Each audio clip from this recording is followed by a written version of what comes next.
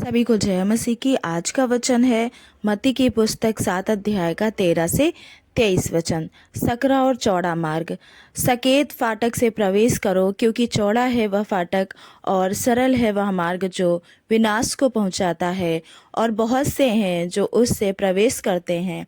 क्योंकि सकेत है वह फाटक और कठिन है वह मार्ग जो जीवन को पहुंचाता है, और थोड़े हैं जो उसे पाते हैं। जैसा पेड़ वैसा फल। झूठे भविष्यद्वक्ताओं से सावधान रहो, जो भेड़ों के भेष में तुम्हारे पास आते हैं, परंतु अंतर में वे फाड़ने वाले भेड़िए हैं। उनके फलों से तुम उन्हें पहचान लोगे। क्या लोग झाड़ियों से अंगूर और ऊंट कटारों से अंजीर तोड़ते हैं? इसी प्रकार हर एक अच्छा पेड़ अच्छा फल लाता है, और निकम्मा पेड़ बुरा फल लाता है। अच्छा पेड़ बुरा फल नहीं ला सकता, और ना निकम्मा पेड़ अच्छा फल ला सकता है। जो पेड़ अच्छा फल नहीं लाता, वह काटा और आग में डाला जाता है। इस प्रकार उनके फलों से तुम उन्हें पहचान लोगे। जो मुझसे हे प्रभु कहता है, उनमें से हर एक स्वर्ग के राज्य में प्रवेश न करेगा, परंतु वही जो मेरे स्वर्गीय पिता की इच्छा पर चलता है। उस दिन बहुत से लोग मुझसे कहेंगे, हे प्रभु, क्या हमने तेरे नाम से भविष्यवाणी नहीं की, और तेरे नाम से दुष्ट आत्माओं को नहीं निकाला, और तेरे नाम से बहुत से आश्चर्य कर्म नहीं किए? तब मैं उनसे खुलकर कह दूंगा, मैंने तुमको कभी नहीं जाना। हे कुकर्म करने वालों, मेरे पास से चले जाओ।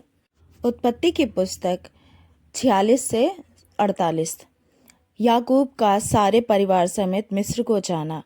तब इज़राइल अपना सब कुछ लेकर बेशब्र को गया और वहां अपने पिता इसहाक के परमेश्वर को बलिदान चढ़ाया। तब परमेश्वर ने इज़राइल से रात को दर्शन में कहा, हे याकूब। उसने कहा, क्या आज्ञा? उसने कहा, मैं परमेश्वर हूँ, तेरे पिता का परमेश्वर।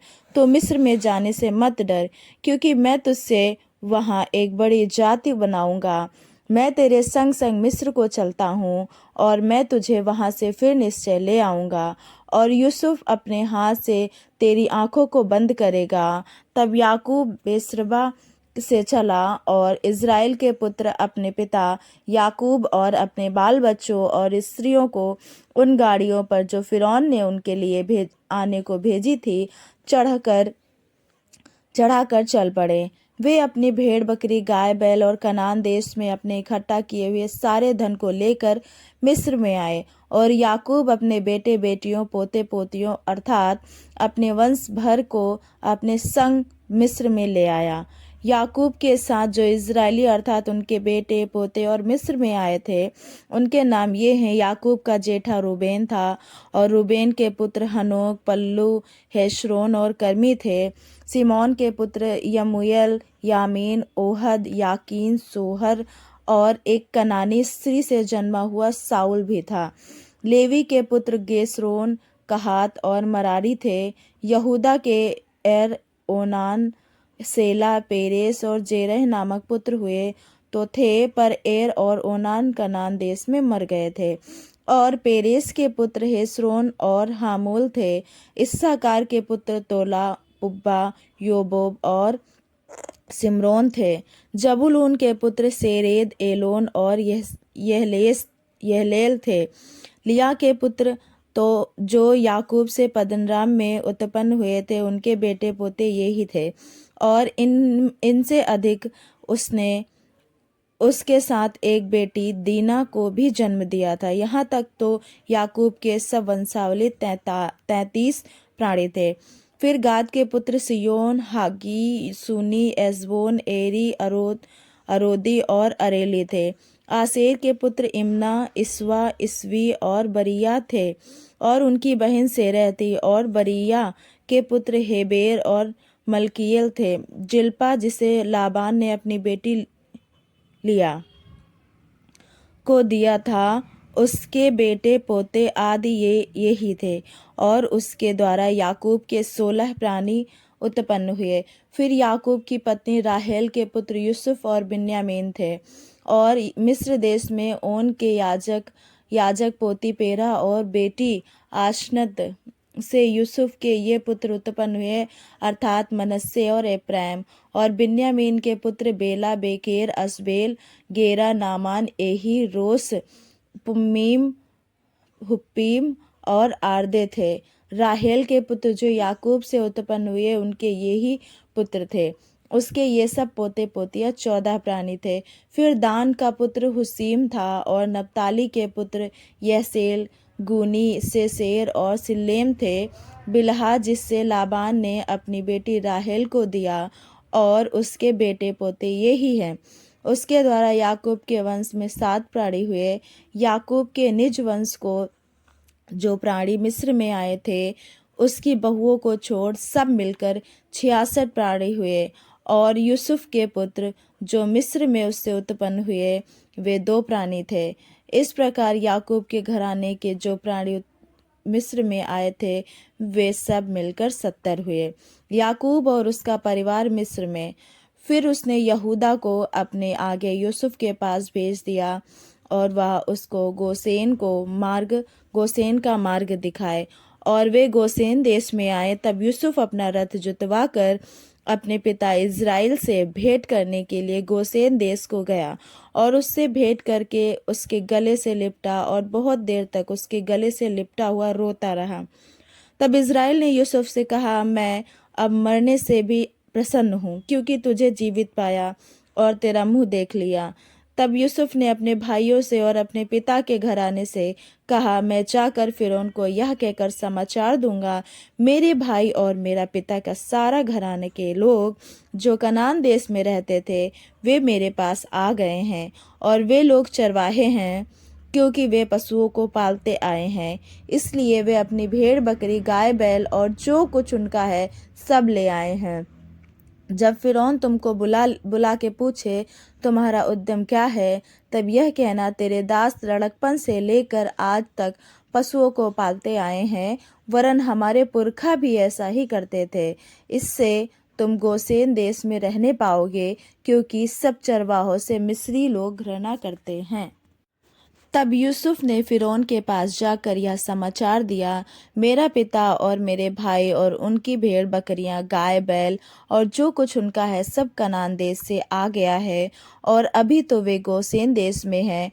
फिर उसने अपने भाइयों में से 5 जन लेकर फिरौन के पास खड़े कर दिए। फिरौन ने उसके भाइयों से पूछा, तुम्हारा उद्यम क्या है? उन्होंने फिरौन से कहा, तेरे दास चरवाहे हैं, और हमारे पुरखा भी ऐसे ही रहे। फिर उन्होंने फिरौन से कहा, हम इस देश में परदेसी की भांति रहने के लिए आए हैं, क्योंकि कनान देश में भारी अकाल होने के कारण तेरे दासों को भेड़ बकरियों के लिए चारा ना रहा, इसलिए अपने दासों को गोसेन देश में रहने की आज्ञा दे। तब फिरौन ने यूसुफ से कहा, तेरा पिता और तेरे भाई तेरे पास आ गए हैं, और मिस्र देश तेरे सामने पड़ा है। इस देश का जो सबसे अच्छा भाग है, उसमें अपने पिता और भाइयों को बसा दे, अर्थात वे गोसेन ही देश में रहें। और यदि तू जानता हो कि उसमें से परिश्रमी पुरुष हैं, तो उन्हें मेरे पशुओं के अधिकारी ठहरा दे। तब यूसुफ ने अपने पिता याकूब को ले आकर फिरौन के सम्मुख खड़ा किया, और याकूब ने फिरौन को आशीर्वाद दिया। और तब फिरौन ने याकूब से कहा, तेरी आयु कितने दिन की हुई है? याकूब ने फिरौन से कहा, मैं 130 वर्ष परदेसी होकर अपना जीवन बिता चुका हूँ। मेरे जीवन के दिन थोड़े और दुख से भरे भी थे, और मेरे परदादे परदेसी होकर जितने दिन जीवित रहे, उतने दिन का मैं अभी नहीं हुआ। और याकूब फिरौन को आशीर्वाद देकर उसके सम्मुख से चला गया। तब यूसुफ ने अपने पिता और भाइयों को बसा दिया, और फिरौन की आज्ञा के अनुसार मिस्र देश के अच्छे से अच्छे भाग में, अर्थात रामसेस नामक प्रदेश में भूमि देकर उनको सौंप दिया। और यूसुफ अपने पिता का और अपने भाइयों का और पिता के सारे घराने का एक एक के बाल बच्चों की गिनती के अनुसार भोजन दिला दिलाकर उनका पालन पोषण करने लगा। अकाल और यूसुफ का प्रबंध।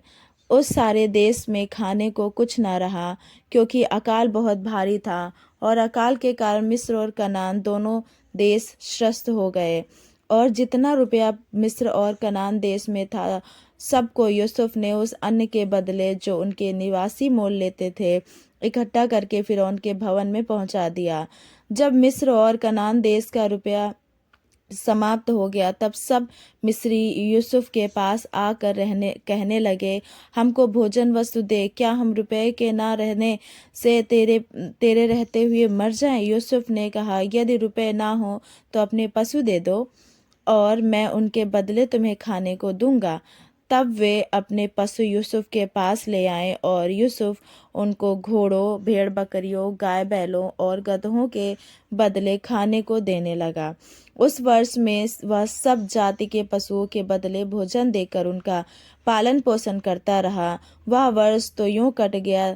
तब अगले वर्ष में उन्होंने उसके पास आकर कहा, हम अपने प्रभु से यह बात छिपा ना रखेंगे कि हमारा रुपया समाप्त हो गया है और हमारे सब प्रकार के पशु हमारे प्रभु के पास आ चुके हैं, इसलिए अब हमारे प्रभु के सामने हमारे शरीर और भूमि छोड़कर और कुछ नहीं रहा। तब तेरे देखते क्यों मरे और हमारी भूमि क्यों उजड़ जाए? हमको और हमारी भूमि को भोजन वस्तु के बदले मोल ले कि हम अपनी भूमि समेत फिरौन के दास हों, और हमको बीज दे कि हम मरने ना पाएं, वरन जीवित रहें और भूमि ना उजड़े। तब यूसुफ ने मिस्र की सारी भूमि को फिरौन के लिए मोल लिया, क्योंकि उस भयंकर अकाल के पड़ने से मिस्रियों को अपना अपना खेत बेच डालना पड़ा। इस प्रकार सारी भूमि फिरौन की हो गई, और एक छोर से लेकर दूसरे छोर तक सारे मिस्र देश में जो प्रजा रहती थी उसको उसने नगरों में लाकर बसा लिया। पर याजकों की भूमि उसने ना मोल ली, क्योंकि याजकों के लिए फिरौन की ओर से नित्य भोजन का बंदोबस्त था, और नित्य जो भोजन फिरौन उनको देता था वही वे खाते थे। इस कारण उनको अपनी भूमि बेचनी ना पड़ी। तब यूसुफ ने प्रजा के लोगों से कहा, सुनो, मैंने आज के दिन तुमको और तुम्हारी भूमि को भी फिरौन के लिए मोल लिया है। देखो, तुम्हारे लिए यहाँ बीज है, इसे भूमि में बो, और जो कुछ उपजे उसका पंचमांश फिरौन को देना। बाकी 4 अंश तुम्हारे रहेंगे कि तुम उसे अपने खेतों में बो और अपने बाल बच्चों और घर के अन्य लोगों समेत खाया करो।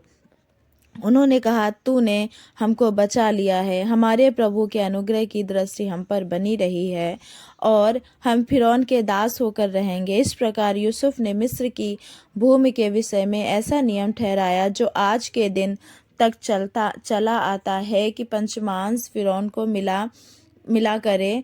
केवल याजकों ही की भूमि फिरौन की नहीं हुई। याकूब की अंतिम इच्छा। इजरायली मिस्र के गोसेन प्रदेश में रहने लगे और वहां की भूमि उनके वश में थी, और वे फूले फले और अत्यंत बढ़ गए। मिस्र देश में याकूब 17 वर्ष जीवित रहा। इस प्रकार याकूब की सारी आयु 137 वर्ष की हुई। तब इज़राइल के मरने का दिन निकट आ गया। तब उसने अपने पुत्र यूसुफ को बुलवाकर कहा, यदि तेरा अनुग्रह मुझ पर हो तो अपना हाथ मेरी जांघ के नीचे रखकर शपथ खा कि तू मेरे साथ कृपा और सच्चाई का यह काम करेगा कि मुझे मिस्र में मिट्टी ना देना। जब मैं अपने बाप दादों के संग सो जाऊंगा तब तू अपने मिस्र से उठा ले जाकर उन्हीं के कब्रिस्तान में रखेगा। तब यूसुफ ने कहा, मैं तेरे वचन के अनुसार करूँगा। फिर उसने कहा, मुझसे शपथ खा। अतः उसने उससे शपथ खाई। तब इज़राइल ने खाट के सिरहाने की ओर सिर झुकाकर प्रार्थना की। याकूब का एप्रैम और मनश्शे को आशीर्वाद देना। इन बातों के पश्चात किसी ने यूसुफ से कहा, सुन, तेरा पिता बीमार है।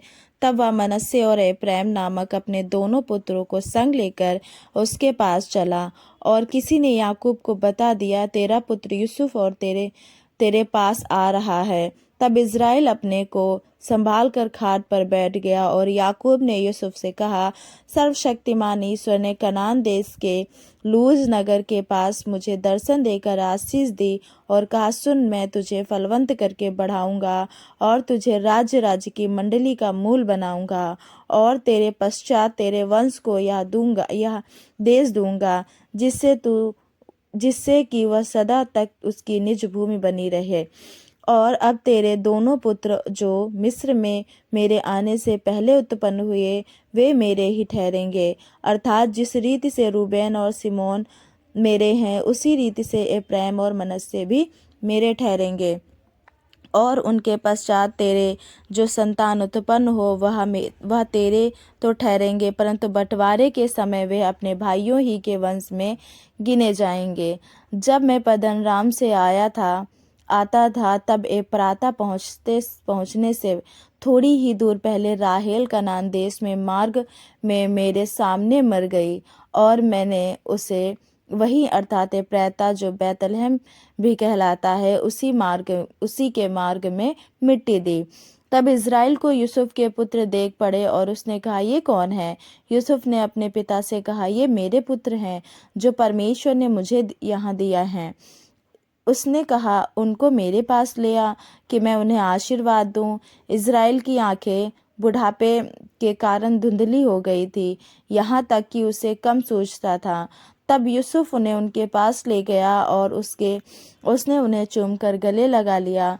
तब इज़राइल ने यूसुफ से कहा, मुझे आशा ना थी कि मैं तेरा मुख फिर देखने पाऊंगा, परंतु देख परमेश्वर ने मुझे तेरा वंश भी दिखाया है।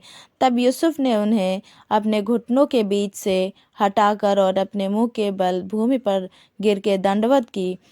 तब यूसुफ ने उन दोनों को लेकर अर्थात एप्रैम को अपने दाहिने हाथ से कि वह इज़राइल के बाएं हाथ पड़े, और मनश्शे को अपने बाएं हाथ से कि वह इज़राइल के दाहिने हाथ पड़े, उन्हें उसके पास ले गया। तब इज़राइल ने अपना दाहिना हाथ बढ़ाकर एप्रैम के सिर पर और छोटा था, और अपना बायां हाथ बढ़ाकर मनश्शे के सिर पर रख दिया।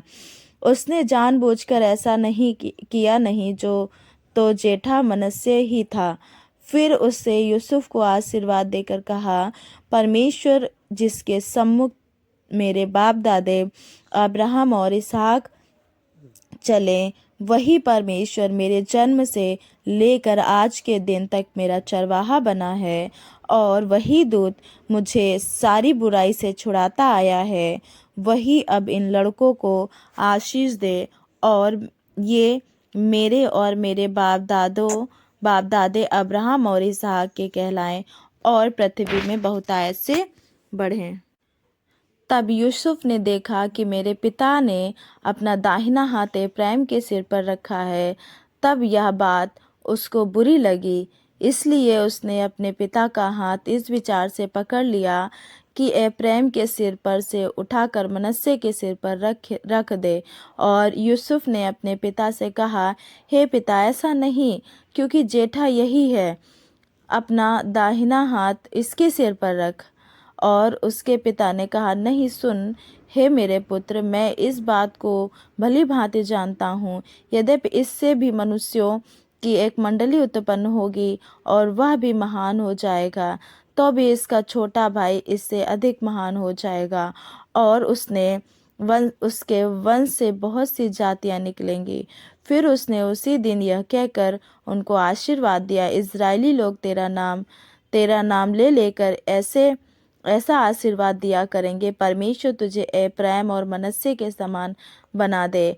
और उसने मनश्शे से पहले एप्रैम का नाम लिया।